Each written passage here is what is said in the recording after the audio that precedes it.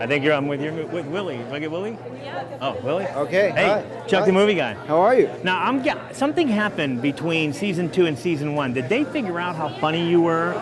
Because the first few episodes of this season, you're cracking me up.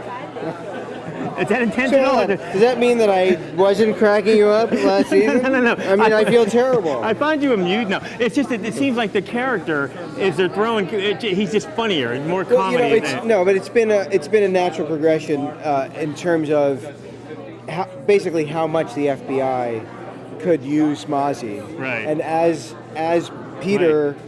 Is the agent is becoming more comfortable with the idea of using this total low-life criminal. Right. We're finding more and more ways to use Mozzie. I mean, we've seen you in everything. Everybody loves you, and Mozzie is a great character. I'm just dying to see more behind the scenes with Mozzie. I'm like, well, we're going to see that really? This season. I mean, this season, one of the benefits of a show going on is that you start to learn more and more about the characters. Right. So this show is no different in that we're going to see Mozzie where he lives. We're going to see he has a love interest. I mean, all this comes out in this season. Now, did you have in your mind a backstory, or in that? Is it coming? Not much. I'm not that good of an actor, but I tend to work from the outside in. So I kind of based them on those guys who play chess in Washington Square Park and Times Square Park, hustling people for money.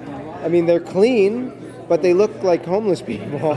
But they live somewhere, and so I based it on that, and then I go into the character. So I've been learning more about him as we go along.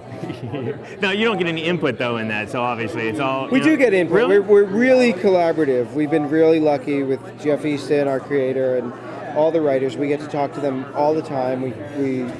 We change lines all the time. We talk about.